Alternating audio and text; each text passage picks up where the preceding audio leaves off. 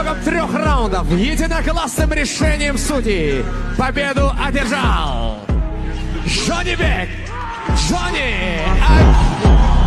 Assalomu alaykum. O'zbekiston bu yoqqa chiqish uchun ya Alloh guvoh kam mehnat qilmadim. Xolisi hozir mana yana 2 raundga kuchim bor. Tushaman hozir. Davaychi, davay.